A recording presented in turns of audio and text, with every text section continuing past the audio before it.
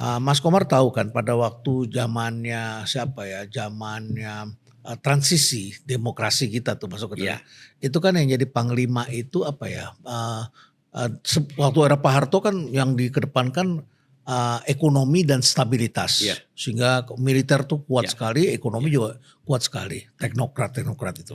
Lalu kemudian transisi itu adalah demokrasi. iya, Ya, demokrasi dan penegakan hukum. mhm, Jadi ketika Ibu Mega, kebebasan, Gus Dur itu mhm, kebebasan mhm, hukum di depan. iya, iya, Banyak orang yang tiba-tiba mengambil jurusan hukum tata negara yang tadinya tidak iya, iya, dikenal. iya, Ya, pengacara muncul ke depan. Orang semua ingin membawa kasus ke hukum gitu ya. mhm, Apapun juga dibentuk Komnas HAM dan iya, sebagainya iya, di situ. Nah, begitu kita lihat term kedua Pak Jokowi, kita ngelihat kok perlahan-lahan bergeser masuk ke dalam era yang politik, politik di depan.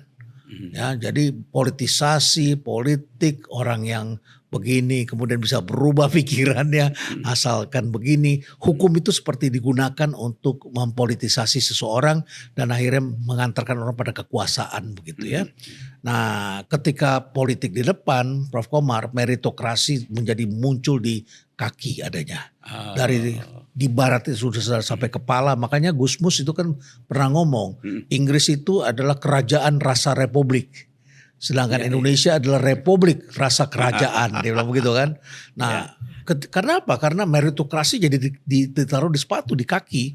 Sedangkan di kepalanya itu politik begitu. Bagaimana nempel dengan kekuasaan, ketika kita lihat ini siapa yang akan menang.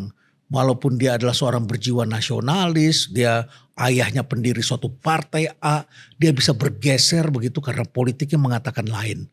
Dia bisa bergeser, berpindah dan kemudian yang penting gue dapat kekuasaan begitu. mhm, Dan itu terjadi dalam kehidupan. Nah kalau sudah begitu, meritokrasi ini kan menjadi ujian yang besar sehingga orang diangkat tuh karena kedekatan, karena dia menunjukkan gestur tertentu, bukan karena ijazahnya, sekolahnya, pendidikannya, pengalamannya dan sebagainya atau result yang bisa dia berikan begitu.